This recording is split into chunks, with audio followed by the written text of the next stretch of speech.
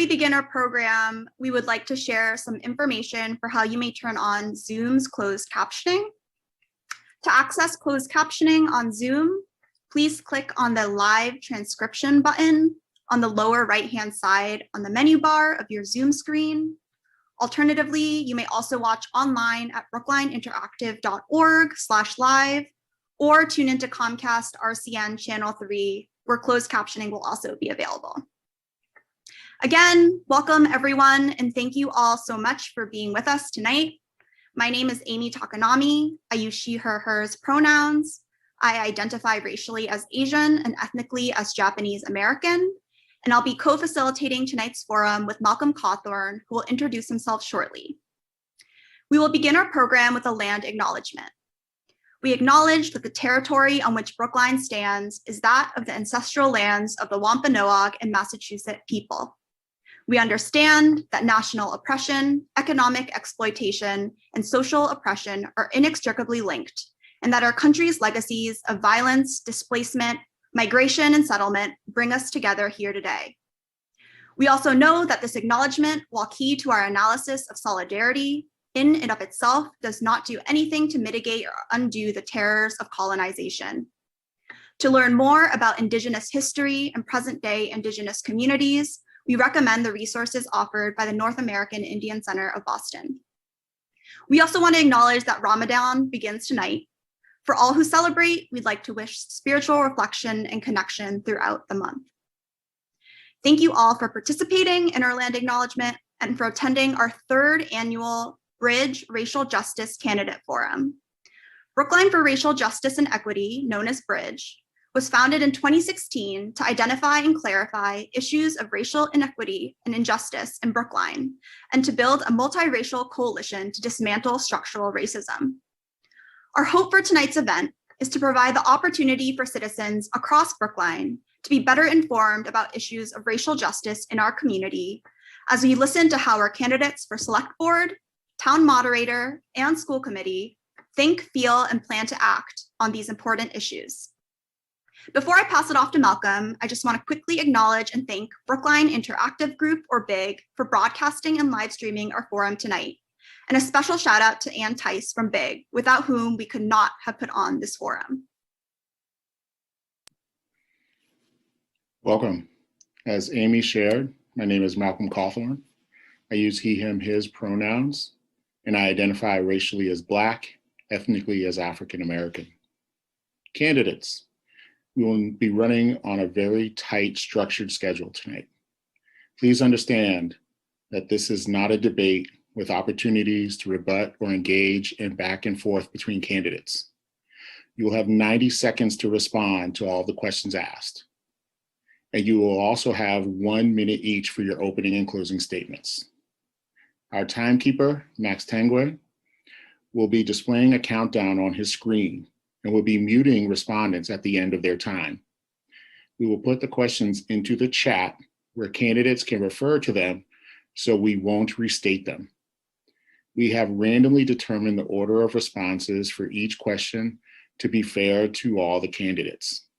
We will begin our evening with questions for our two candidates for Town Moderator, Kate Poverman and Scott Ananian. Next, we will move into questions for our two candidates for the contested one-year school committee race, Valerie Frias and Stephen Ehrenberg.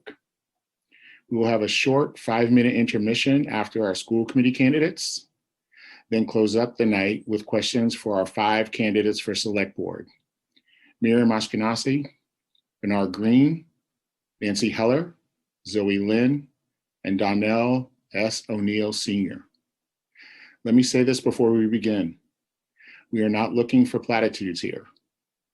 We want to understand how your life and professional experiences will inform your work as Town Moderator, as school committee member, or a member of the Select Board. And we especially want to hear your specific anti-racist policy commitments. Thank you all again for coming. Let's begin. We will begin with opening statements for our candidates for Town Moderator. The order of responses for opening statements will be Kate, then Scott. Please include in your opening statements your pronouns and how you identify racially and ethnically. Kate? And you're muted.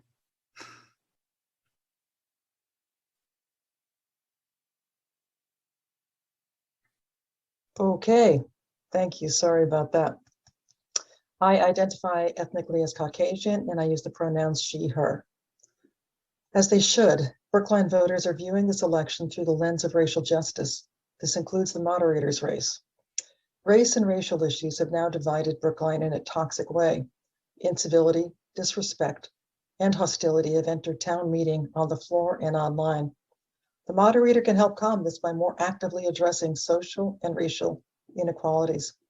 The first step is to acknowledge that there is systemic racism that affects town meeting in the same way that it affects Brookline and the nation. The next step is to address it.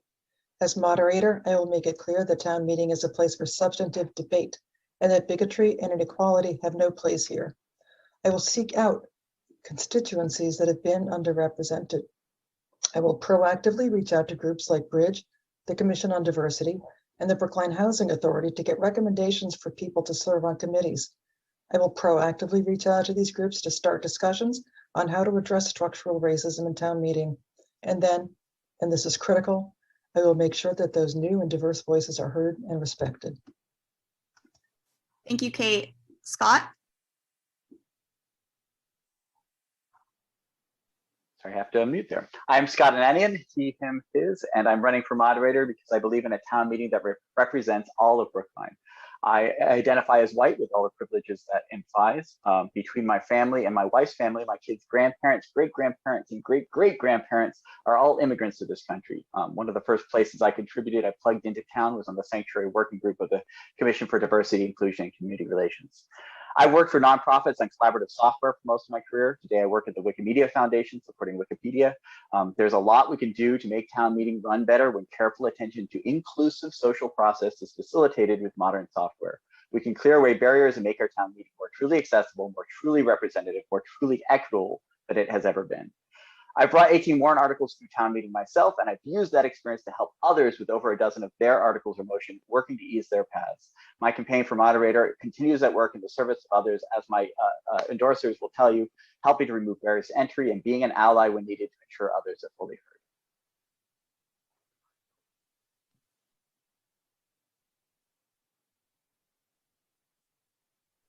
Malcolm, I think you're muted. Oh, thank you, Scott. Sorry. For the first question, the order of response will be Scott and then Kate. And your question is in the chat.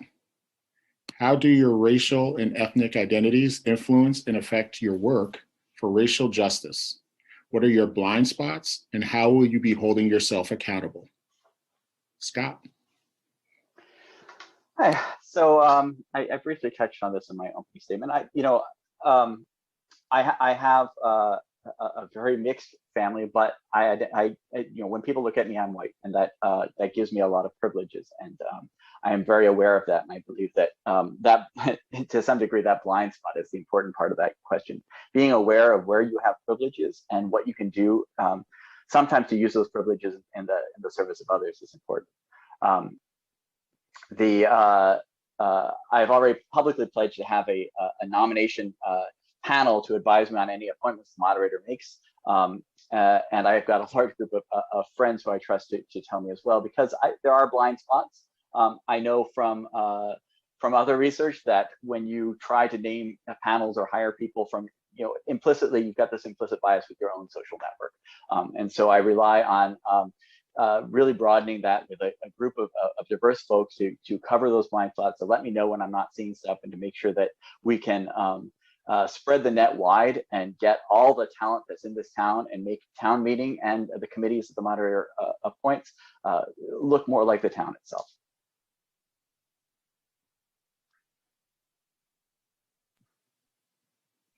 Thank you, Scott.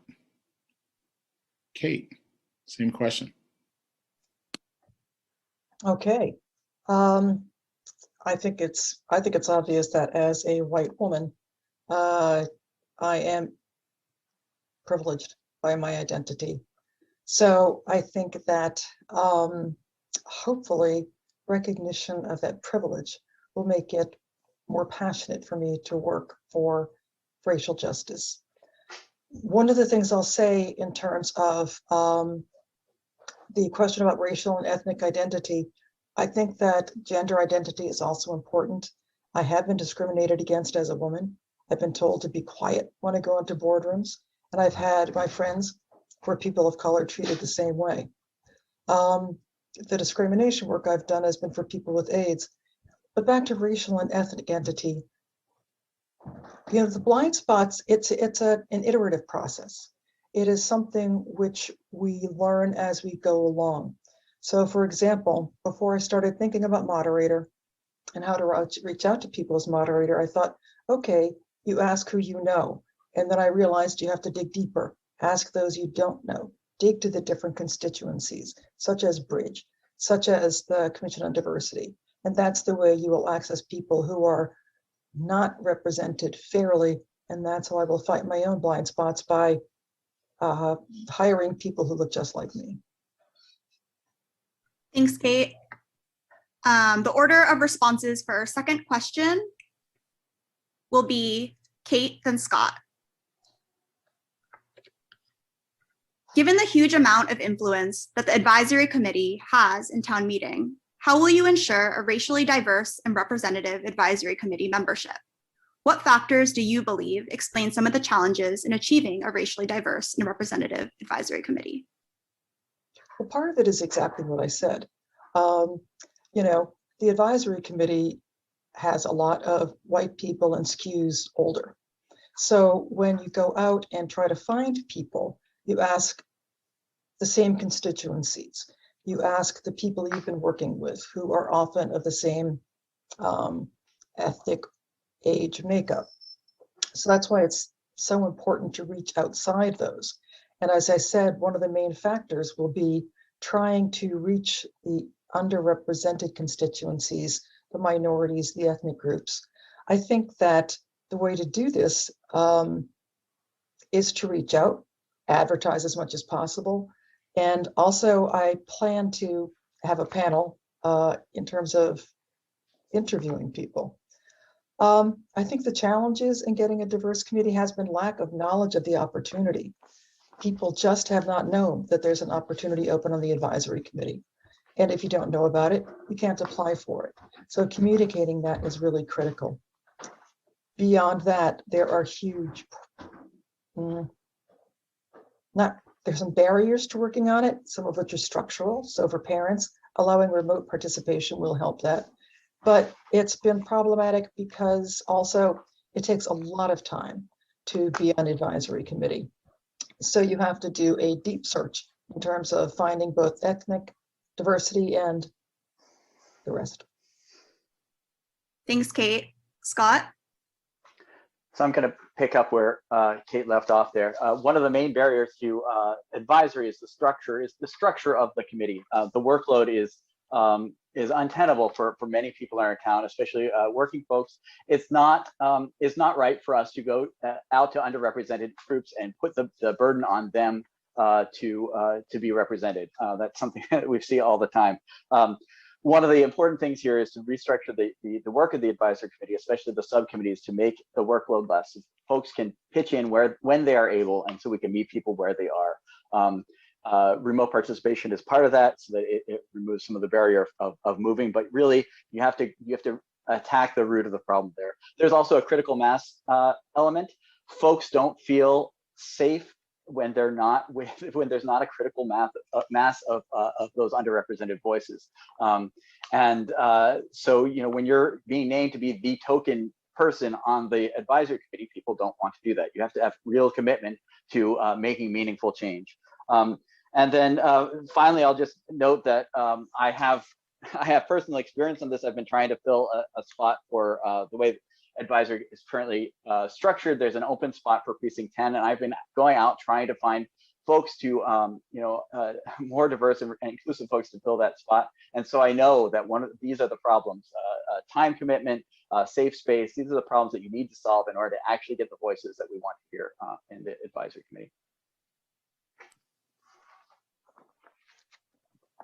Thank you. For this next question, the order of response will be Scott and then Kate.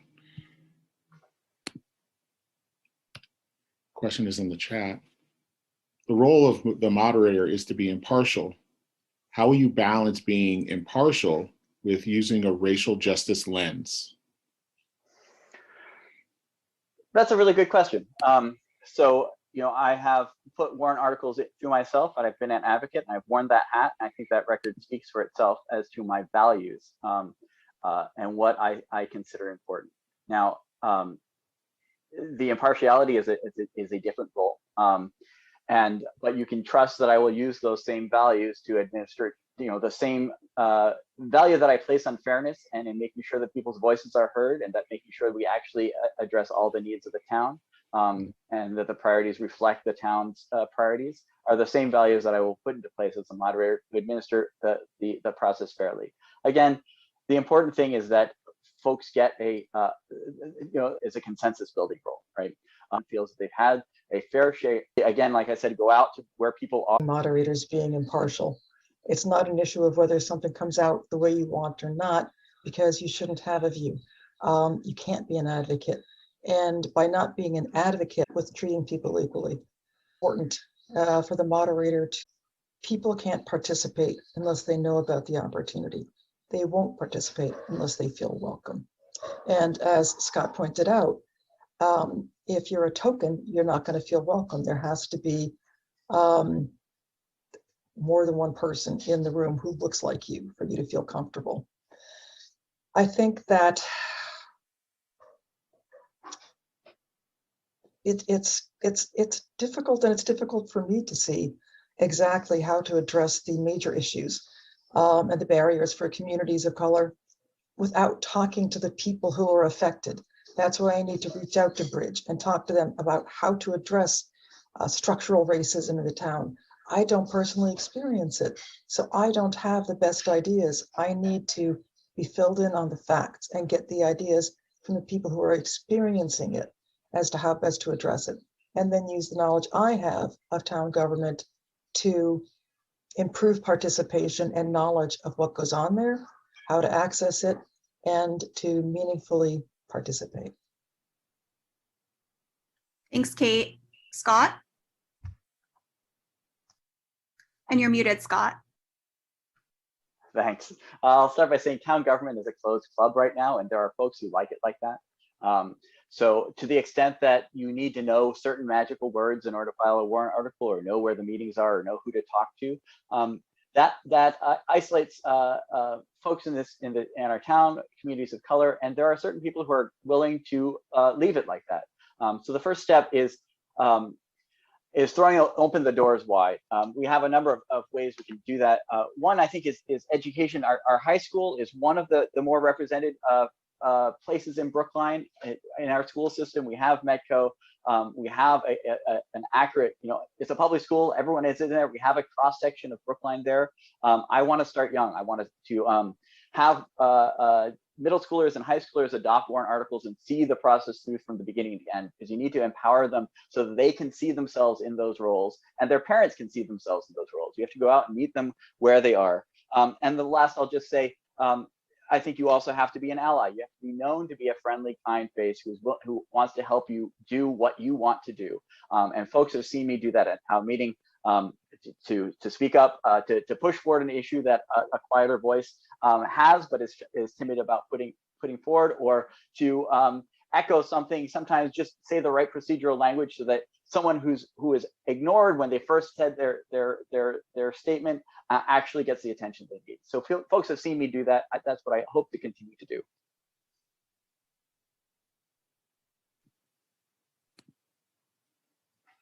Thank you both. That ends the question and answer period.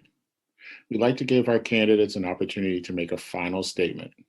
As a reminder, final statements should be 60 seconds or shorter. The order of final statements will be Scott and then Kate. Scott, your time is now.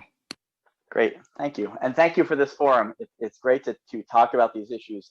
And I think that one of the great parts about this being a contested race for the first time in 2 decades is that we actually have these public debates about what the role of the moderator is, what we can do for town meeting to change the way things have been.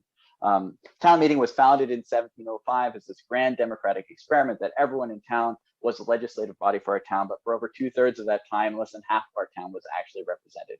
We can do better, and I hope that we can do better together. We're always in pursuit of that American dream, and we have to be humble in admitting where we have fallen short. And I think town meeting is one of those examples where you have a shining dream and we fall in short. We can do better, and I hope that we will. Thanks. Thank you, Scott. Kate, your time is now. Thank you. There are systemic problems of racism in our country. We must recognize that they exist in contexts that have not been previously examined, such as town meeting. To address this as moderator, I will use my experience as a lawyer and a member of the Zoning Board of Appeals to run town meeting objectively and even-handedly. I will treat people equally and with respect. I will actively consult with diverse voices on how to recognize and address structural racism in town meeting. I will encourage new and unconfident voices to speak, as well as the strong voices we often hear. I will uphold the democracy of town meeting by conducting it in a way that's fair and impartial to everybody and treats everyone with respect. Thank you. Thank you, Kate. And thank you both, Kate and Scott, our candidates for town moderator, for their time and responses tonight. Next, we're going to transition to our candidates for the contested one-year school committee race, Valerie Frias and Stephen Ehrenberg. As a reminder, Valerie and Stephen, you will each have 90 seconds to respond to all of the questions asked, and you will also have 1 minute each for your opening and closing statements. Our timekeeper, Max, will be displaying a countdown on his screen and will be muting respondents at the end of their time. Thank you both for joining us, and let's begin. Welcome. We begin with opening statements for our candidates for school committee. The order of responses for opening statements will be Valerie, then Stephen. Please include in your opening statements your pronouns and how you identify racially and ethnically. Valerie, you're first. My name is Valerie Frias. I use she, her pronouns. I identify as a white, Hispanic, queer woman. I'm the parent of 2 PSB 5th graders. I'm also a civil rights litigator, a nonprofit leader, and a grassroots activist. In terms of the school committee race, I want to make sure that we are centering student voices with regard to diversity, equity, and inclusion. And how do we do that? We know that kids can't learn if they don't feel safe when they're showing up to school. And we know that disproportionately, our students of color, our Indigenous students, our LGBTQ students are feeling traumatized on a daily basis. We need to change that. We need to make school a place where they feel safe to learn and supported to learn. I hope that through this forum, we have an opportunity to have further discussion on that topic. Thank you. Thank you, Valerie. Stephen, your time begins now. Thank you. I'm Stephen. I identify as he, him, and as white. I'm the father of 2 girls at Lawrence. Advancing racial equity in education is very urgent to me. I served on Brookline's Education Equity PAC to make district-wide recommendations for improving racial equity in our schools. And I've spent my career designing and directing international education programs, mostly for vulnerable and oppressed groups. I have a doctorate in international education policy. We face serious equity challenges, racial equity challenges in our education system here. And as a school committee member, I want to take immediate and concrete actions. We should be linking with HBCUs and with Asian American, Native American, Pacific Islander serving institutions to recruit education leaders. We should expand mentoring programs for teachers of color to include parents and community members. We can support and expand METCO and ACE programs, and we should identify existing initiatives, many like the Calculus Project, launched by our educators, and build on them. I fight in my work constantly to create systemic educational change, and now I want to do that here. Thank you. Thank you, Stephen. The order of responses for our first question will be Stephen, then Valerie.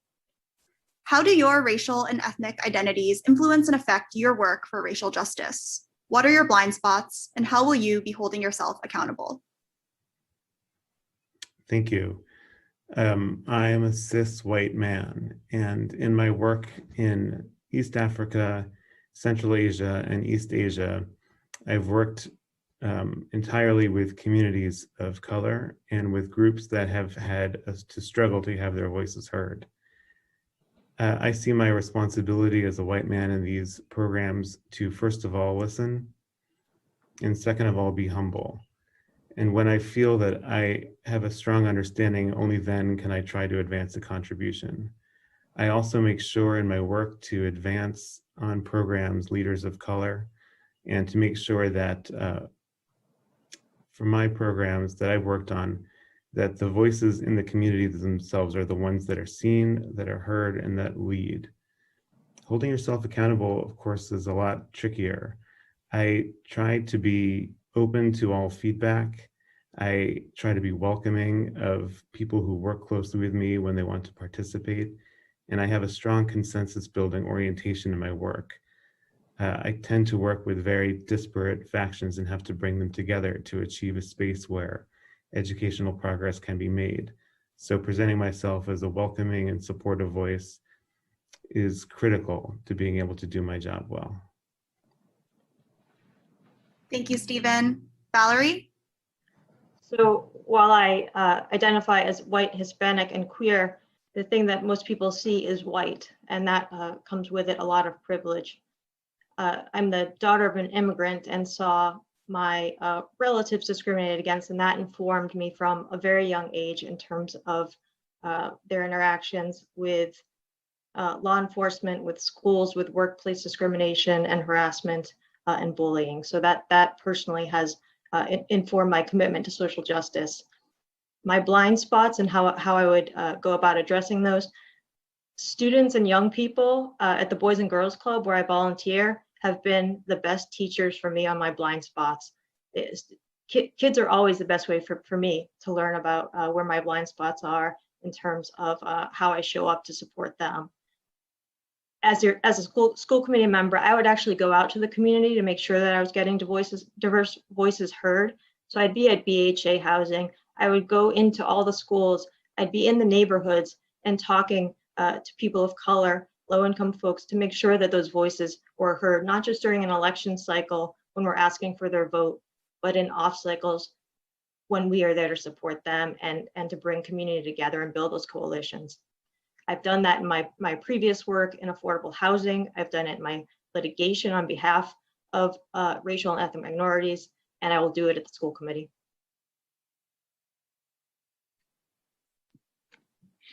Thank you. The order of responses for our second question will be Valerie and then Stephen. The question is now in the chat. How would you prioritize support for increasing funding for programs that support our historically most marginalized student populations, like MECO, Steps to Success, African American and Latinx Scholars Program, Young Scholars, ACE, and Excel, when there are so many competing pressures from the school and or community? Valerie, your time. That's fine. I often say that our budgets are value statements, and they are, and this is critical. We are not immune to racism in Brookline. We need to address it head on. We need to support all of those programs that you talked about and increase their offerings at younger grades and engage more students. So I would put that right up front in terms of prioritization for school committee dollars. Of course, we have competing priorities for special ed and gen ed and other programs, but if those things are not centered around equity, we fail as a school system from my perspective. We need to address that systemic and that institutional racism. Programs like calculus, like the Calculus Project, have been immensely successful. There's evidence-based data that shows how successful those programs have been. So we need to expand those, not contract those, if we want to actually have that achievement gap contract and hopefully go away someday. And again, improve those social emotional opportunities, that community building. We need to invest in these. This is investing in kids. these aren't just numbers, these are investing in our children. And as a school committee member, I would make sure that we prioritized all of those programs and would make that case to town meeting and to the town at large. Thank you, Valerie. Stephen, your time is now. Thanks. This is a top priority for me. I think I agree with Val that budgets are value statements. And I think the way to prioritize support for increasing funding for programs that support these students is to build a constituency for them. I think a way to do that is to start presenting the data that is available to this community on student achievement. Student achievement is by no means the only or the best metric for comparing how different groups perform in school. It has a lot to do with opportunity as well, but the fact remains that even though socioeconomic status is by far the leading predictor of academic achievement, it's race here. White poor kids outachieve Black kids with high SES status. That's nuts. That doesn't happen like that in the world. As for the rest of the programs, these all need to be in the budget and expanded, and there needs to be more too. Malcolm, I think the course you teach should be a graduation requirement. I think there are ways to identify, working with our educators, which of these programs have shown most success, and to make sure there's a strong constituency, not just for maintaining those line items in the budget, but for expanding them. I also, in particular, think METCO needs to be expanded. This is our responsibility, not just in Brookline, but within the larger community. Thanks. Thank you, Stephen. The order of responses for our third question will be Stephen, then Valerie. Over the past several months, our town has engaged in an ongoing discussion regarding the role of policing and public safety in Brookline. While much attention has been paid to the discussion regarding the presence of SROs in our school, not much has been said about the school to prison pipeline. What is your understanding of the school to prison pipeline, and how do you see the presence of SROs contributing or not contributing to this issue? In addition to your stance on whether we should keep or remove the SROs from our schools, what are other proposals you have for addressing the school to prison pipeline here in the public schools of Brookline? Stephen? Thanks. So first of all, I agree with the recommendation of the Reimagining Policing Task Force that SROs should not be in our schools. There's no place for them in our schools. It doesn't make sense that they're teaching courses there as well. On the school to prison pipeline, I think when a lot of my work has been over the past 5 years on building skills for youth who are struggling to enter the workforce. I've done this in the Philippines, I've done this in Myanmar, I've done this in a bunch of other places. The backdrop for a lot of this is that when those skills aren't there, or when they go to school and they model other things and they don't see their opportunity to achieve in schools, they wind up in the school to prison pipeline. I think the juvenile justice system is just not equipped right now to treat nonviolent behavioral issues. They're often just, kids are just herded into courts a lot of the times, and they're not equipped. They're not equipped to handle that. It's not an issue there. As to what other proposals do I have about addressing the schools to prison pipeline? I mean, I think we need to continue to model we need strong role models in the schools, and they need to be instructing kids about the risks that they face in the community and how they can. Thank you, Stephen. Valerie? So absolutely, SROs should not be in the schools, but I'll take the majority of my time to address the school to prison pipeline. So the school to prison pipeline is when youth of color are over policed, right? And that's why we need SROs out of the schools. They are, statistics show over and over again that they are have discipline, are disciplined in the schools at significantly greater numbers. They are then sent on to the criminal justice system at earlier and earlier ages than their white counterparts, and therein starts the school to prison pipeline. Your your academic offerings are diminished, your professional and career choices are then diminished, your housing options may go away. That is the school to prison pipeline that we're talking about, and that's what we need to change. How I've changed it in my workforce and how it relates to school committee. So I've taken away, again, when we were talking about blind spots, I learned a blind spot were degrees, were college degrees. So I've removed a lot of college degrees at the nonprofit I run so that we can get more people of color who maybe had some challenges.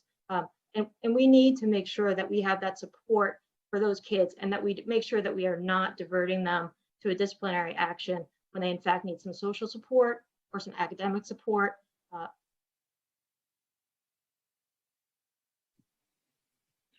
Thank you. And for our final question of the question and answer period, the order of responses will be Valerie and then Stephen. The question is in the chat. While the disparities in stable and affordable internet access existed before the ongoing pandemic, the move to remote learning over the past year has only intensified this situation, especially in its impact on students of color and their families. The Alliance for Excellent Education, for example, has found that most children without internet access are Black, Latinx, and Indigenous. We have seen a number of different proposals for addressing this problem. For example, educational justice groups in Boston are advocating for free Wi-Fi across the city of Boston. Do you support a similar effort in Brookline? And more generally, how do you propose to address this issue going forward? Valerie, your time is now. So the short answer is yes. I support a similar proposal in Brookline. Deborah Brown has put forward time and time again a great proposal to start at BHA. That would cost approximately half of what the SROs in our school system cost right now to have Wi-Fi available for all BHA residents. If we expanded that to include all low-income residents, we would probably still be able to cover that with the SRO budget. So yes, I absolutely support it. I think that it existed pre-pandemic, as you stated, Malcolm. As we go forward, students need access. They need access to the internet to be able to do their homework. If we're talking about students, again, being able to show up, we need to address the social determinants of learning, as I call them. And that's stable housing, that's internet access, that's the ability to have transportation. If they're a Medco student and they're on a bus 3 hours a day, they may not have that ability to be part of the Brookline community, and they should be. We need to address food insecurity and all the things that are barriers, including Wi-Fi, that keep our students from being able to show up equitably and adequately as learners and set them up for success as we should be doing. And we need to do that at the school committee level, at the building level, and throughout the town. Thank you. Thanks for that question. Education equity isn't about extending opportunity to all of the students in Brookline. It's about extending that opportunity and following up by ensuring that all of our students can take advantage of that opportunity by providing supports where they're needed. So I think Val made an excellent point when she said that Deborah Brown's work was a great start. And I think, and that's absolutely right, that it costs less than what we currently expend on SROs. I would add too that extending Wi-Fi to poor and rural communities has actually been something that I've spent a lot of time working on in my career. It was projects that I ran that extended Wi-Fi to all of Rwanda's teacher education colleges and many of their primary and secondary schools. The actual technical challenge of finding cost efficiencies relating to extending wireless networks is something that I have expertise on. Internationally, it was known as creating E-rates or creating more affordable rates so that wireless connectivity could be extended to teachers and students. This expertise will bring me a familiarity with trying to identify solutions that could be extended, replicated, and scaled throughout Brookline. Thank you. Thank you, Stephen. And that ends the question and answer period. We'd like to give our candidates an opportunity to make a final statement. As a reminder, final statements should be 60 seconds or shorter. The order of final statements will be Stephen, then Valerie. Thank you for this opportunity. I want to tell a short story in this final statement. In 2006, I went to Rwanda and I spent time with history teachers who were tasked with writing the country's curriculum about the genocide that had occurred 12 years earlier. It was fascinating to me. And one teacher who I had befriended had offered to drive me back to my hotel afterwards. In the car, I asked him lots of questions about what he thought the challenges of writing curriculum about genocide were. My father escaped from Nazis during World War II. I was very interested in the topic. And eventually he just pulled over the car and he said, "Stephen, if I killed your mother, could you forgive me?" And I don't really remember what I said. I think I said no, but he said, "That's what I have to teach Rwandans to do."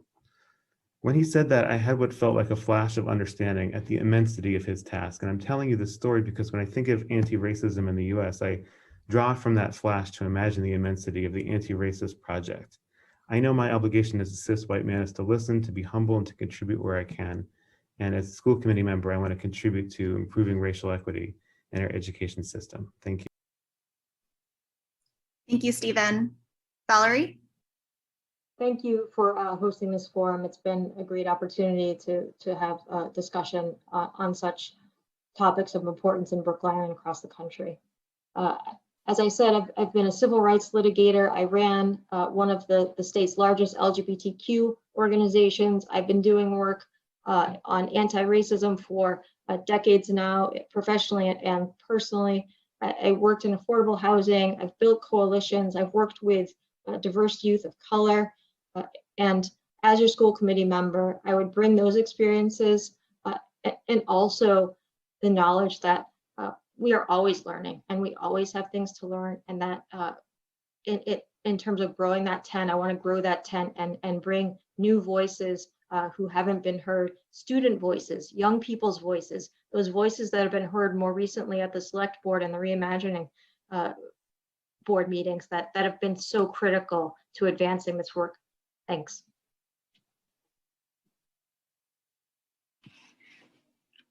Thank you both.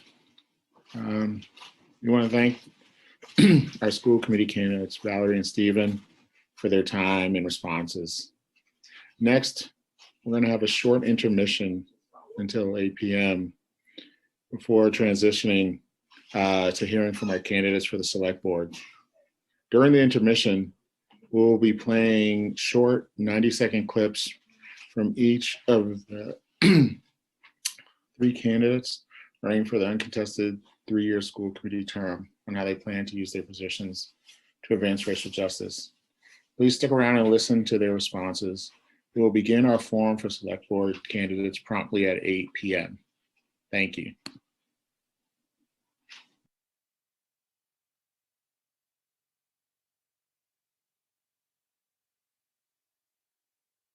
Good evening. My name is David Perlman, he, him, his, and I am seeking re-election to a second term on the school committee. Currently, I'm the vice chair of the school committee and the chair of the policy subcommittee. As chair of the policy subcommittee, I have personally drafted or revised policies dedicated toward increasing racial justice and/or equity. These include policies for foster care students and homeless students, as well as policies against discrimination and harassment. I was also the school committee co-petitioner on the warrant article that changed the name of my alma mater, the Edward Devotion School, to the Florida Ruffin Ridley School. I'm currently working with the Brookline Women's Commission around revising the wellness policy to include the glaring omissions of sexual health and sexual identity. I am also taking up the issue of armed school resource officers in our school buildings as a part of understanding the broader context around police reform and how our students of color, in particular, are impacted by their interactions with police officers. It is important as a general matter that we openly recognize that structural racism continues to plague the Brookline Public Schools. Although Brookline will soon have its first ever non-interim superintendent of color, that in and of itself only creates a superficial appearance of equity. True equity in the academic context includes equity of thought, experience, and perspective. If we fail to regularly study minority role models and diverse cultural lenses throughout the year, we are merely reinforcing the dominant imprints of the majority.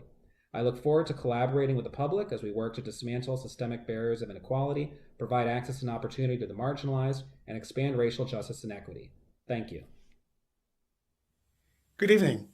My name is Dimitri Anselm. I'm a single parent of 2 boys who go to Brookline High School. The struggle for racial justice and equity is really important to my career, and I have been working in education for the last 25 years, securing access to all students. Article 26 of the Human Rights Declaration speaks to the right to education for all of us. And the struggle for racial Justice and access to quality education has been a long struggle for communities of color in the United States. In my role on the school committee, I would like to work to secure the position and the hiring of the equity director for across the district. I would love to see a curriculum review to ensure that we have equity and diversity in our curriculum materials in the classroom.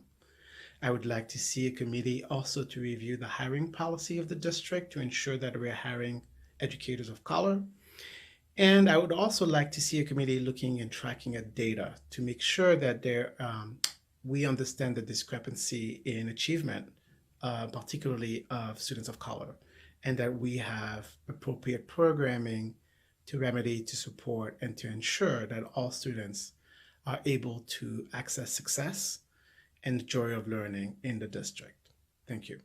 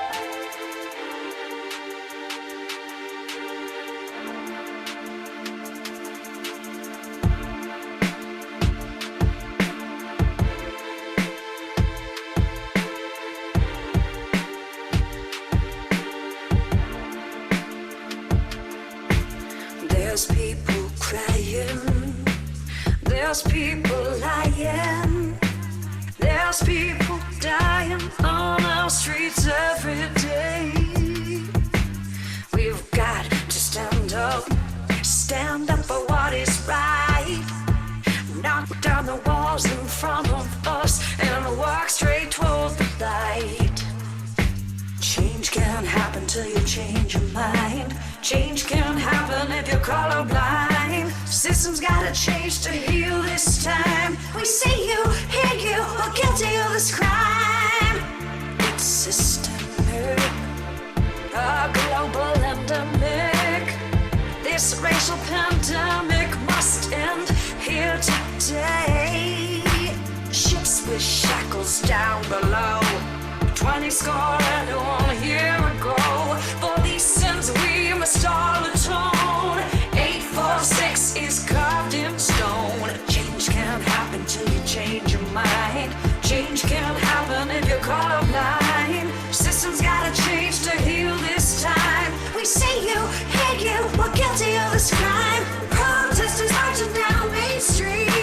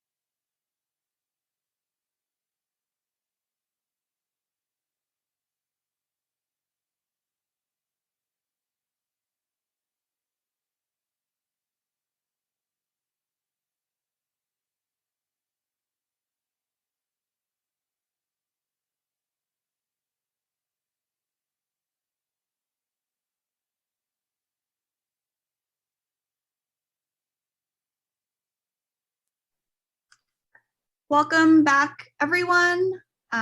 This final round of our forum will run similarly to the first half.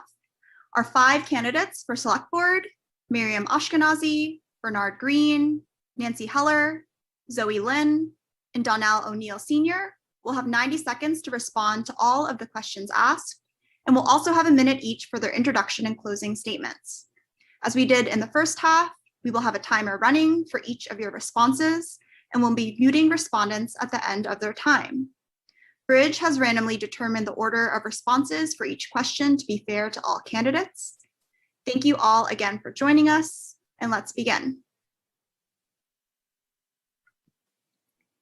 Thank you, and welcome back. We will begin with opening statements for our candidates for Select Board. The order of responses for opening statements will be Bernard, Nancy, Donnell, Miriam, then Zoe. Please include in your opening statements your pronouns and how you identify racially and/or ethnically. Bernard, your time is now. You're muted, Bernard. You're muted, Bernard. You'd think I would have learned by now. Thank you. As you know, I'm Bernard Green. I'm running for re-election to the Brookline Select Board. I identify as Black as part of my African diaspora background and African American ethnically. My pronouns are he, him, his, or they, them, as appropriate. My website is bernardgreen.com. I was born into a segregated southern city where I spent large parts of my childhood and saw racism firsthand and experienced it firsthand as a child. As an adolescent, I lived in a segregated northern city and saw and fought racism firsthand. As an adult, though, I appreciated living in those wonderful Black communities in Columbia, South Carolina, and North Philadelphia, I wanted my children to have a different environment with more opportunities than I had. So as an adult, I've lived in cities and towns much like Brookline. You know, Brookline is.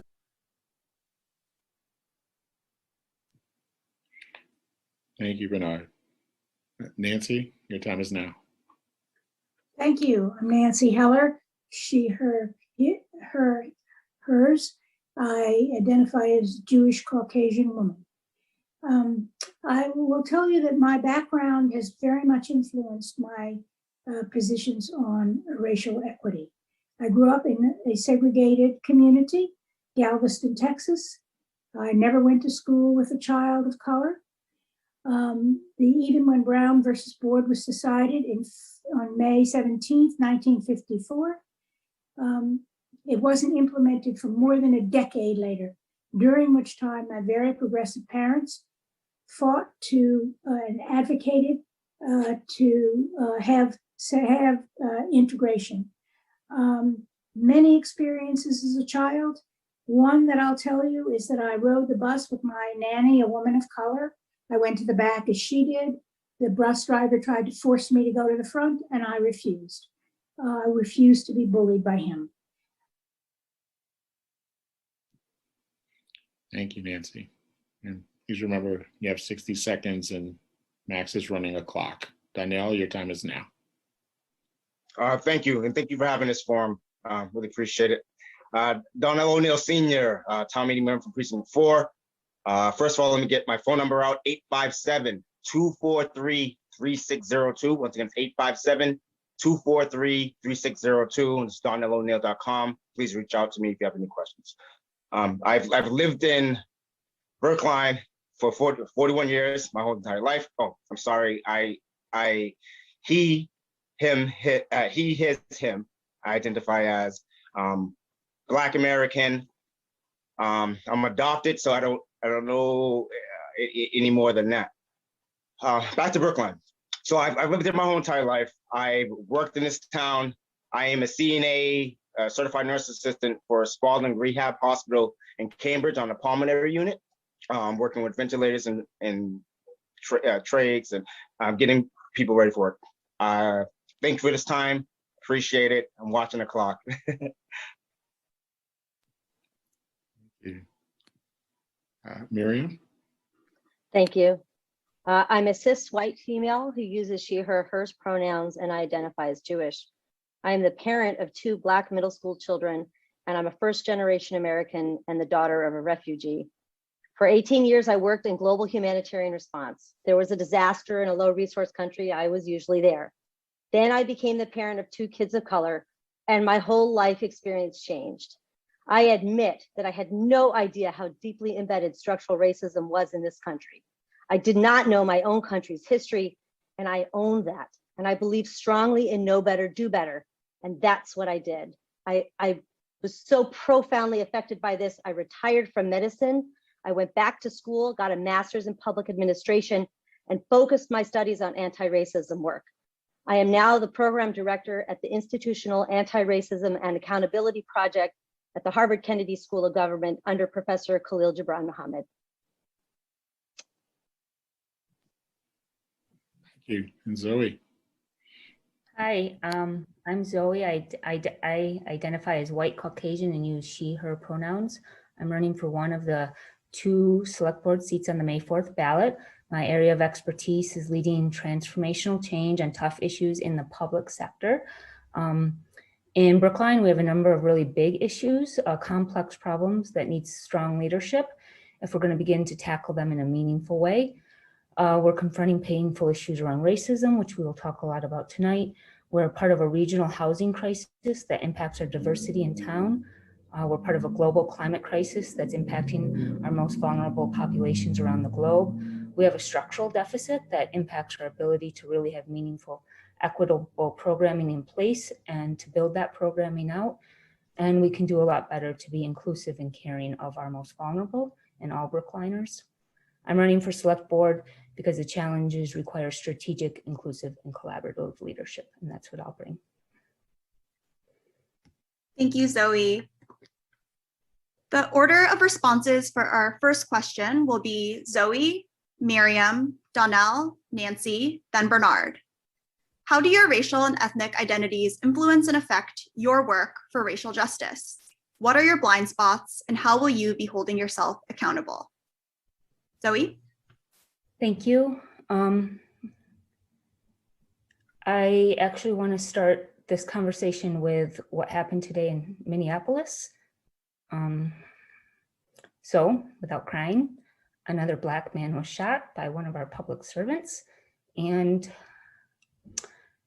I did cry this afternoon when I read that. When I look at the world, I see systems. And when I see our public systems, I see some of them that are very broken.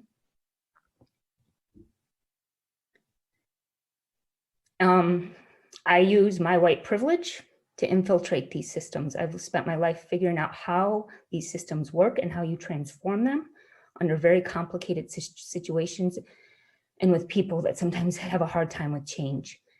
I recognize my white privilege in that the deck is not stacked against my race. And for that man today in Minneapolis, his race, it was stacked against him. He got out of his car for a minor infraction and the system did not work for him to protect him. Blind spots I usually cover by listening and learning. And I will keep doing that. Thank you. Thank you, Zoe. Miriam? Thank you. So I'm going to say, as the parent of 2 kids of color, as a white woman, parent of 2 kids of color, I'm really, my own racial and ethnic identities are in stark contrast. I see that I can protect my children in some ways because of my whiteness. And I see where I can't protect them, especially now that they're teenagers or preteens. And that privilege is really, really present in my life because of that. And that really affects my racial justice work. And I also think, actually, having grown up Jewish, you know, in American history, Jews were not always considered white.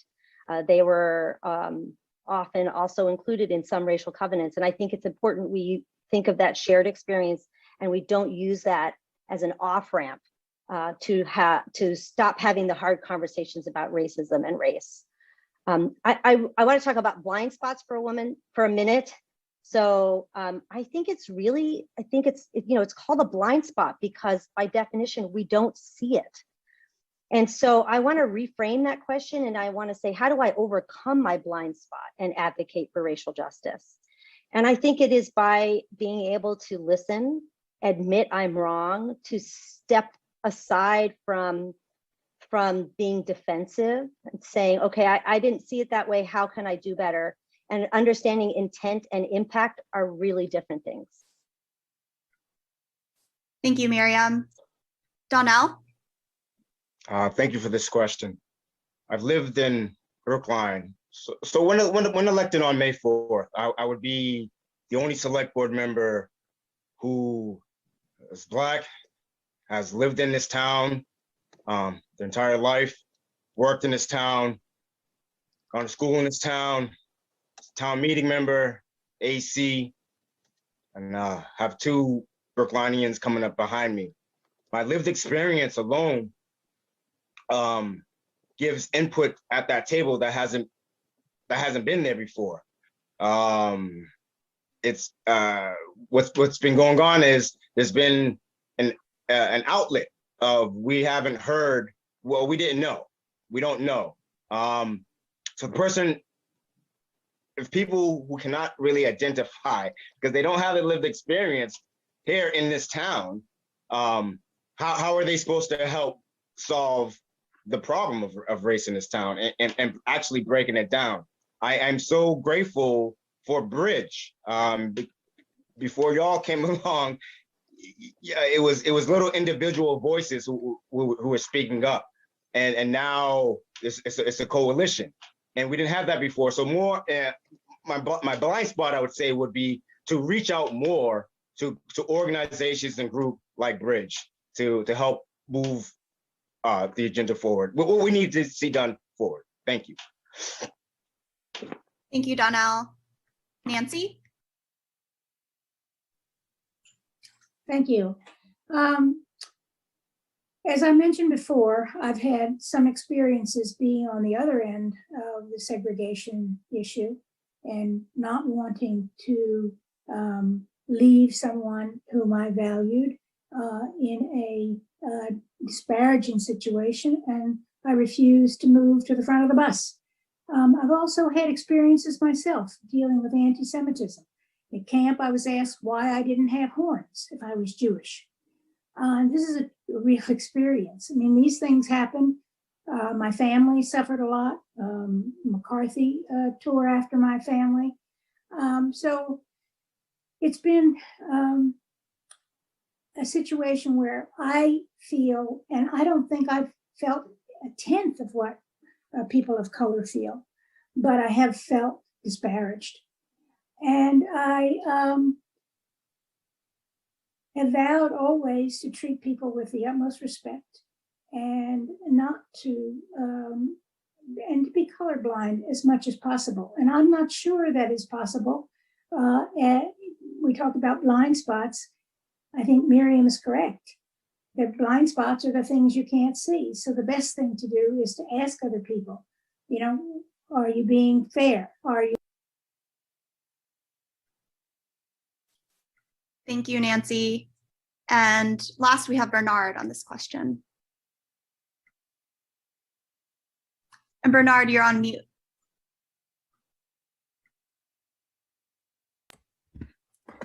Sorry. So the question is, how do my racial and ethnic identities influence my work for racial justice? First of all, being Black, African-American, is in a certain sense, racial inequities and injustices have slapped me upside my head throughout my life and makes these issues very important to me. They've also taught me, however, that these issues are not easy. And sometimes it's important to listen and learn, particularly from people who you don't agree with, because sometimes you don't have all the answers, and maybe you'll find an answer that is missing. Or maybe you can persuade the other side that they're missing a piece of it. But in any event, it results in growth. That's always been important to me. I've not always been perfect in that regard, as my wife will tell you, but it's something that I try to intentionally do. My lived experience has enabled me to, or has caused me to bring to the select board a focus on things like diversity in hiring, both staff level as well as departmental level. And you can see the results of that in our town today, where the number of Black and Hispanic employees is significantly higher than it was in 2015 when I first started on the board. And of course, our department heads are also.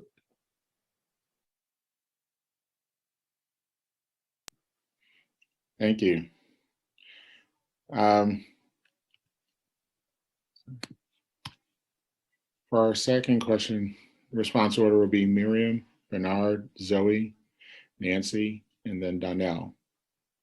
The question is in the chat. What structural barriers limit citizens of color from participating in our town's government, commissions, and boards? How will you address these barriers in your term on the select board? For example, Asians and Asian Americans represent the fastest growing population in Brookline, yet they are rarely represented in town government boards or commissions. Marian, your time is now. Thank you. This is a great and really important question. And, you know, I don't think there's a single answer. What we have to do is actually have active engagement with the communities that we're talking about and ask them what it is we can do to help create a safe space where they feel involved. I think that we have a very deeply embedded problem of racism in Brookline.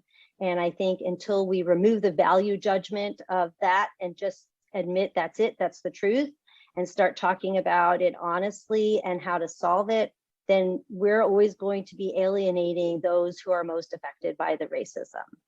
I also think that if we continue to have an all volunteer government, then we continue to alienate a large group of people who can't afford to volunteer their time to participate in government. I think it's a real equity issue. So we need to figure out how to compensate individuals. We also need to have a really transparent process on how to get individuals on committees and reach into the community to say, we need your expertise. We want you on this committee. I think how you get on a committee, how you get involved in the town is extremely opaque right now. So there are many, many levels for which we need to be thinking about addressing all the structures, systems, and policies to increase engagement. Thank you. Bernard? You have to unmute yourself, Bernard.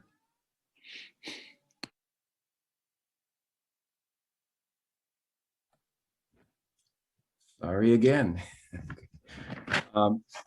There are many structural barriers to participation in town events. You know, Brookline has a small Black population due to the historical and institutional racism of not only this area, but the entire country. But that small population includes a lot of incredibly talented people who should be more involved in town government, town activities. You know, I've gotten some of them to be involved, maybe not as much as we would like, but it's a long, hard process because many of these people are not retired, you know, like some of us are, and have plenty of other things to do in their busy lives. There's also a hesitancy, I think, among people of color to get into the boxing ring. They look at how you know, other people of color have been treated as town officials, as school board members, school committee members, and others, and they're hesitant to get involved in that fight. We have to deal with that because, you know, not everyone can take this stuff like I can. There's also issues which I think Marian may have mentioned of, you know, it's difficult for a lot of people to take the time off from work or from taking care of the kids to come to meetings. I think Zoom, one of the benefits of the Zoom era is the fact that this is less of a structural impediment to participation than it was before, and that's good. Thank you. Zoe, your time is now. I think there's a number of factors that are kind of describing what's going on, and I don't think I'm going to get them all. I think it's pretty complex and historic social network that town meeting has a long history, and a lot of people that are connected to it have been connected in many, not all, everyone, but in many for a long time. I think also time, as other people have mentioned, time, resources, your availability to donate time, your availability to exchange time, your resource for your time. I think our our lack of housing diversity, and then our lack of population diversity. And then I think Bernard's point was right about reasons to get involved. Yeah, there has to be, first of all, municipal government's not always fun. And then if people are going to be treated badly, or if it's a real opaque process, like Miriam talked about, I think all those things describe the situation we're facing. I think access also is critical, and Zoom helps, but I think there's other ways to get access. I think to solve this, I think it's about creating an inclusive place and doing good outreach and solving some of our other issues, increasing diversity that allow increasing diversity in other areas that help foster this issue. Thank you. Nancy, your time is now. There's undoubtedly some structural racism and barriers for people to participate and be on boards and commissions in Brookline. I've been fortunate. I've worked with on the school committee with Terry Kwan and Bob McCain, people who belong to minority groups, on the AC with Bobby Nabel and Ken Chin, and now on the select board with Bernard and Raul. So I haven't felt it as much, but I do look at our boards and commissions and our advisory committee, and I see that there needs to be more outreach and more engagement of people of minority status in the community to participate, to get even at the lowest level, because people sometimes feel more comfortable starting at the beginning and getting to know their neighbors and understanding what the issues are. Sometimes it's the schools that get people going because they're doing it for their children. And I think it's really, really important that we encourage that, because that builds their confidence and their willingness to become members of boards and commissions, and understanding that we are trying to figure out how to make sure we welcome them. And perhaps there's some things we're doing that don't feel welcoming to them, and we should know what those are. We should have an opportunity to ask them. Thank you. And we'll finish with Donnell. Thank you. This once again, it's another great question. I love this space that we're having right now to actually see how folks feel. I felt over the years the barriers in getting people involved in town meeting is that they've been invisible. We need to start making folks visible in town. So I want to give a shout out to folks to come by Egmont Street Saturday from 12 to 6 for a community engagement, social distance event to meet folks. The major, I think, hurdle is people don't know how our town government is run. They don't know if we're a city, if we're a town, or what the difference is. More community outreach to folks to explain how our town structure is how we operate in town is useful. There's also been times where folks want to help, and I've been volunteering in town meeting and committees over the last decade or so because it's necessary. It's people are going to volunteer because it's necessary to them. It's what they need to do in order to move our town forward. My time's running out, so I'll move on. Thanks, Donnell. The order of responses for our third question will be Donnell, Nancy, Zoe, Bernard, then Miriam. Yesterday afternoon, a Minnesota police officer shot and killed a 20-year-old Black man, Dante Wright, during a traffic stop. This comes as we approach the 1-year anniversary of George Floyd's murder and the 3rd week in the trial of Floyd's murderer, Derek Chauvin. As we reflect on these tragedies, we are all once again compelled to consider the nationwide problem of police violence against Black, Indigenous, people of color, and whether police are truly the best resource to address issues of public safety in our own communities. Mal Reeves, a community editor at the Minnesota Spokesman, the oldest Black-owned newspaper in Minnesota, stated recently that, quote, "the system of policing is on trial," unquote, and calls us to question whether these killings were an aberration or the system working as intended. What do you think the role of police should be in our own community here in Brookline? And what, if anything, would you change about the police's role in promoting public safety, particularly in our BIPOC communities? Donnell? Thank you. Sorry to hear what happened in Minneapolis. My son's name is Dante. My youngest son, his name is Dante. I mean, policing all across this country, we know why it started in the beginning. I feel our task force and the reimagining and the reform committees that were put together was good, but I feel it was a waste of time and money, especially for the suggestions from the select board for the school resource office to go back, for the school committee to decide, and then for the walk and talk program for the Brookline Housing to decide on. As the executive branch, they need to make those decisions when folks are crying out for help, and we're not comfortable with the intrusion of the police. It's not a good relationship. People will talk about relationships with the police, but it hasn't been historically. It's been horrible. Thank God I live where I live. I'm scared to leave the state. I'm scared of, it's walking out of this door, my front door, is probably the hardest thing I have to do in the morning, but it's something that I have to do. Thank you, Donnell. Nancy?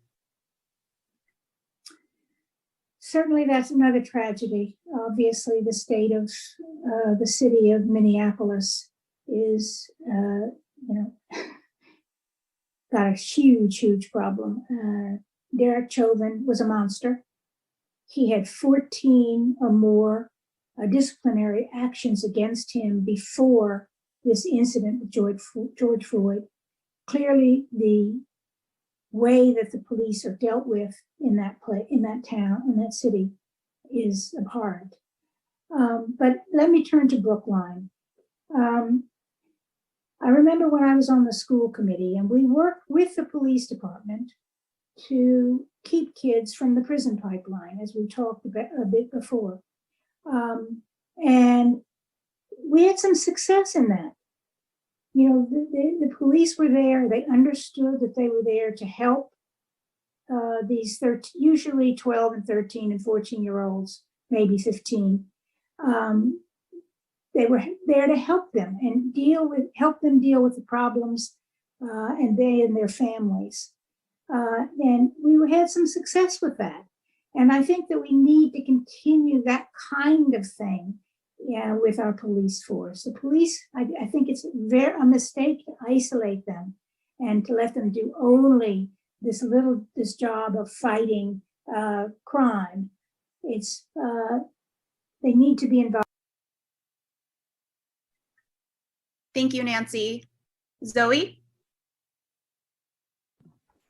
I think that the institution of policing is on trial. I think this is a very correct statement, and I think we need to reevaluate very seriously the institution. Although in different places have different cultures, it is an institution that has similar characteristics across the country.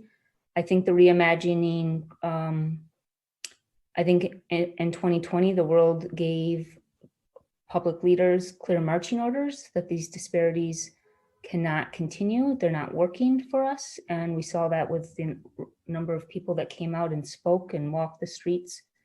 And I think the reimagining committee task force responded to that demand and started tackling this in the most, tackling it. They hit the surface of this issue.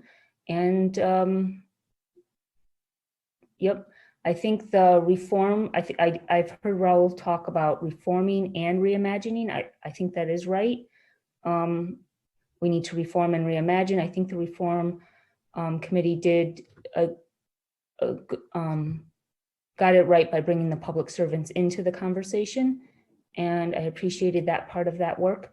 I think moving forward, we should continue down both of those paths, bringing in the public servants to talk and reimagining. Thank you, Zoe. Next, we have Bernard.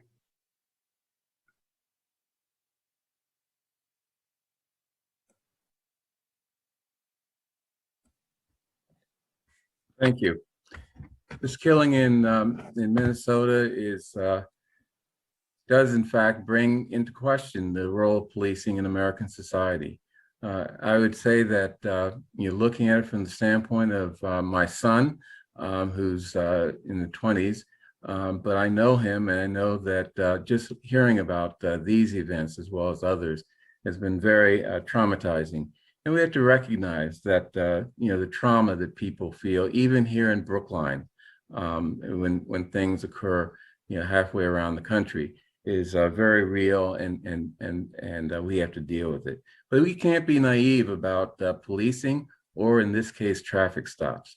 They're not going to go away. What we got to figure out to do, and what the Policing Reform Committee tried to do, is figure out how do we reduce the possibility or the probability of bad things like this happening, or even less bad. I mean, even minor things.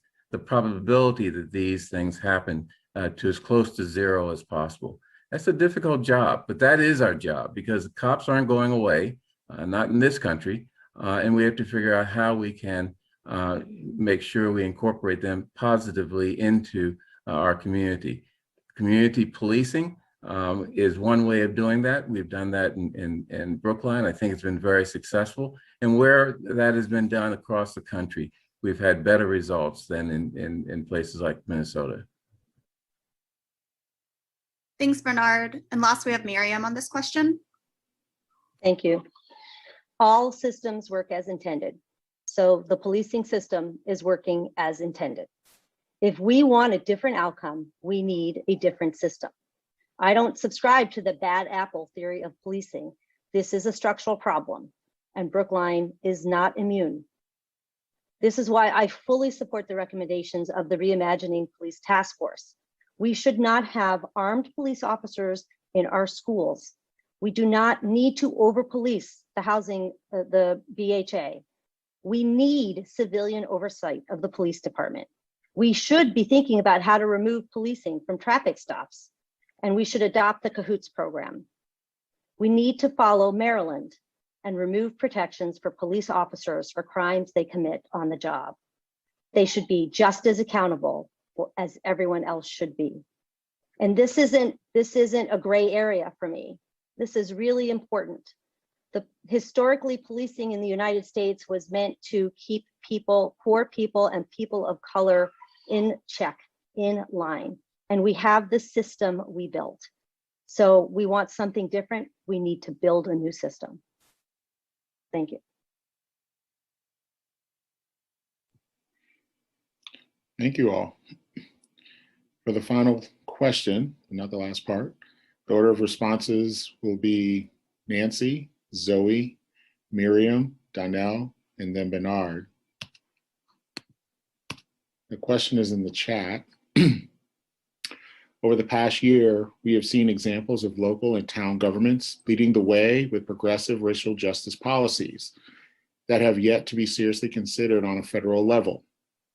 One of the most prominent examples of this is in the town of Evanston, Illinois, which just passed what they are calling a reparations program for Black families to address a racist housing history, a history similar to our town here in Brookline, which was the first in the country to include racial restrictive covenant in a property deed. Would you advocate for something similar for our town given these shared histories? Why or why not? Nancy, you're first. Yes, I would like to talk about that. I think it's got some real possibilities. I actually, on my street in Abbotsford Road, there was a house across the street from us that was owned by I believe it was a Greek Orthodox church, and it did have a restrictive covenant on it so that no Jews could buy it. It turned out that the couple who did buy it, the wife was Jewish and the husband was Greek, and they accepted them happily, not realizing what they were doing. On the other hand, not long after that, the SJC outlawed those kinds of restrictive covenants, but they were abhorrent. And we've heard from prominent Black people who lived in Brookline, the difficulties they faced in housing, in buying into a neighborhood. And we should do whatever we can to review that and understand how to make amends for that, because it is abhorrent behavior, and we shouldn't tolerate it. I wouldn't tolerate it in my own life, and I wouldn't want us to tolerate it in anyone else's. And any kind of racism in housing, whether it's rental or home ownership, we don't want that, and we don't want discrimination on any level. So yes, we should look at it. Thank you. Zoe, your time is now.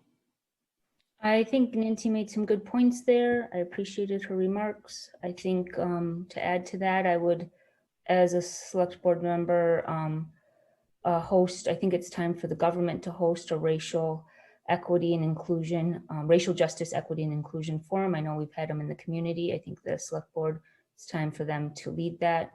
I would help, if I was elected, that's what I would do. I would help put that together and make sure we moved in that direction, and that we could then start really holistically looking through where we want to begin in Brookline. And it would include programs like this or other funding for other disparities.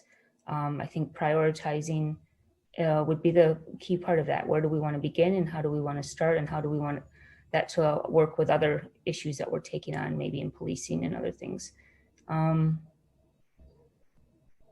I think there would be a lot of benefits to bringing this conversation out front. I think it would be educational for everybody. I think it would be a space to start developing policy windows and seeing where we could move quickly. I think it would also be a space where we could identify where we have really big gaps and we're really missing the mark, and we would hear from a lot of different people. Could be very inclusive. The select board's in the position to facilitate that. Yeah, those are my remarks. Thank you. Miriam, your time is now. Thank you. Yes. I mean, I want to just say yes and end it there, but I will tell you why. Yes, I believe in reparations. Yes, I believe we have an obligation to try to repair, which is what reparations are about. Our country was built on the backs of Black and Indigenous people, Brookline included. Our economy, our intergenerational wealth transfer.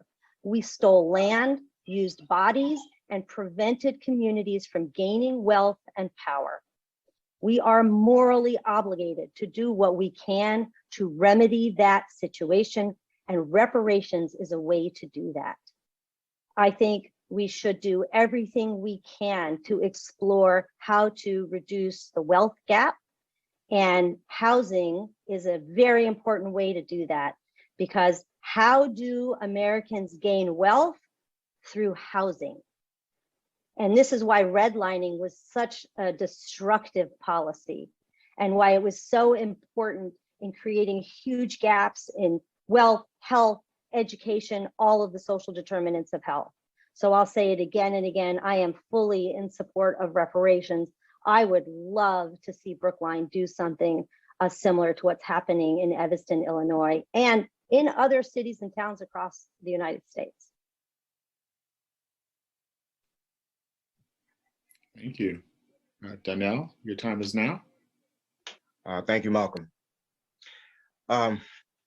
This is very important to me, someone who's lived in this town his whole life. I would like to see more rent-to-own projects and programs where folks who would have a hard time getting a loan from a bank for housing could actually get a grant to help with housing, mortgages and whatnot. That's one of the reasons why the Racial Equity Advancement Fund is very important to actually implement. But part of that warrant article, the Racial Equity Advancement Fund proposal was to help with home ownership and for minorities in town, because living in borrowed space is uncomfortable, no matter how long you live in the borrowed space. If it's not yours, it is not yours. So creating more grants for folks to apply to help with financials, like for home ownership and mortgages and whatnot, would be welcomed. And we have this Racial Equity Advancement Fund. I hope some of that money goes towards that effort to help ownership, minorities ownership in town. Thank you. Thank you. Bernard, your time is now.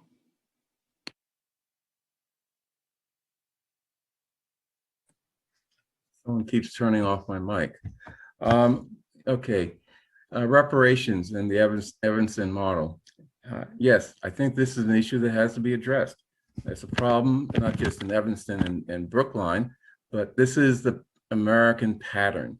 It was an intentional program on the part of state, federal, and local leaders and residents to create segregated communities.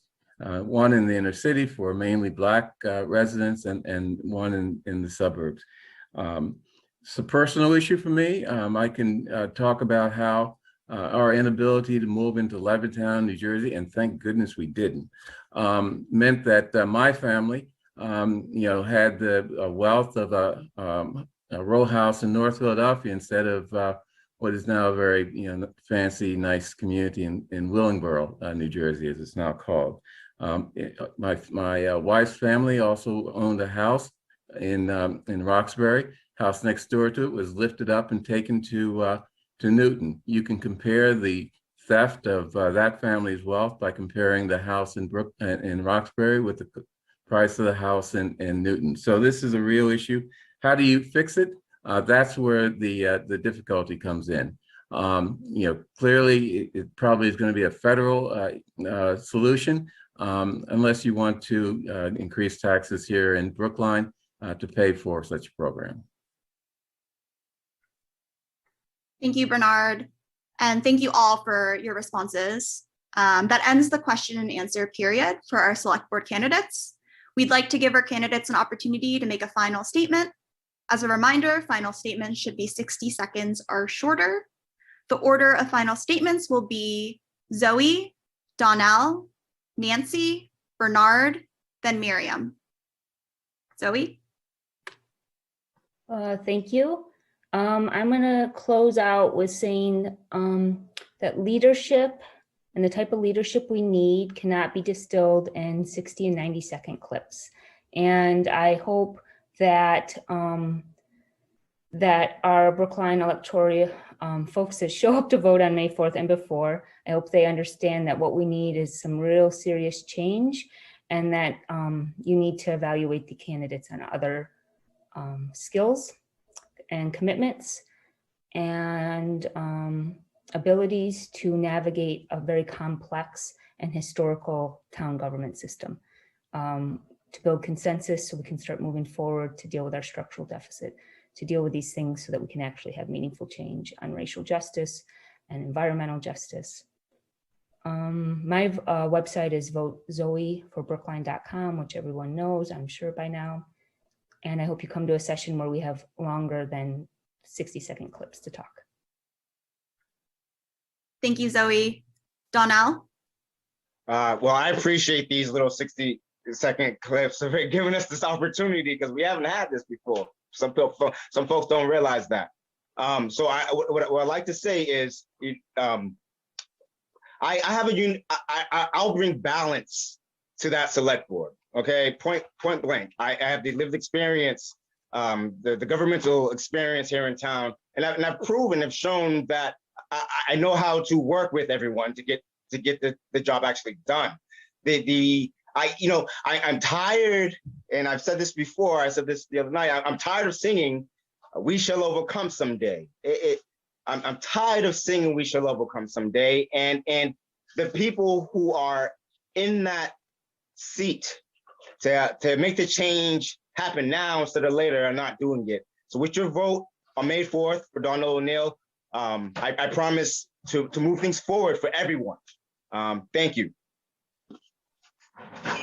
Thank you, Donnell. Next is Nancy. Thank you, Emmy. I'm going to start a bit where I left off from my opening statement when I was talking about my experience of the bus driver trying to bully me. But I will say that this experience and other experiences really strengthened my resolve to fight racism whenever I could. Fast forward to the school committee, I was a very, very strong supporter of METCO. I believe in the importance of inclusion and integration. Children absorb acceptance when they have other children in their class who may not look like them, but they don't really care. They learn to interact. They enjoy that. And I think that it's very important to provide those experiences. I fought for METCO when I was on the advisory committee as well, and I will continue to fight for it in whatever way I can and for all. Thank you, Nancy. Next, we have Bernard.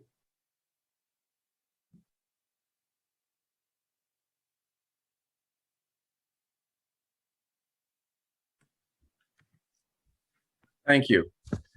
As Zoe said, 90 seconds is a very, very short period of time to deal with these very, very complex issues. So I think we've been able to give you, however, a little bit of a sense of where we stand on issues of racial and social justice and equity. However, to get a better sense, I think you need to look at each of our history in the town, serving the town, and what we've done over the years that we've been here in Brookline as public officials, as well as in my case and in Nancy's case, tune into the select board meeting and see how we handle the problems of racial justice and equity, but also all the related problems that tie into that and tie into how we run a town in a way that's efficient and good for everyone. Also, I urge you to go to my website, bernardgreen.com, and you can learn a little more about me. Thank you, Bernard. And last, we have Miriam. Thank you.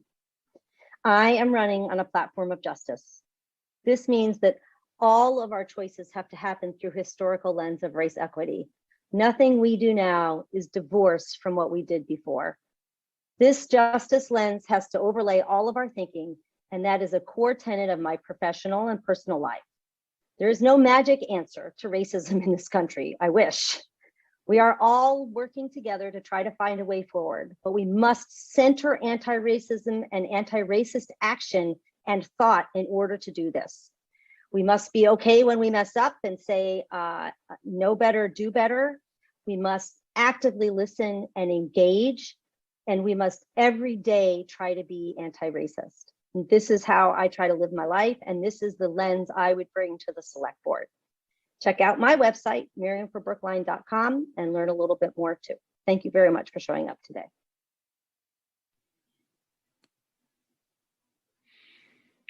I want to thank each of our select board candidates, Miriam, Bernard, Nancy, Zoe, and Donnell, for their responses to each and every one of our candidates who joined us tonight, for your participation in our forum, and for all of our audience members for joining us this evening. We hope the questions and responses were enlightening and will help you in your consideration for our contested select board, town moderator, and school committee candidates. As a reminder, the last day to register to vote in this election is this Wednesday, April 14th. Additionally, the last day to apply for an absentee ballot is Wednesday, April 28th, by mail or Monday, May 3rd in person. Our town election is on Tuesday, May 4th, and polls will be open from 7 a.m. to 8 p.m. For more information on registering to vote, applying for an absentee ballot, or on polling locations, please visit sec.state.ma.us.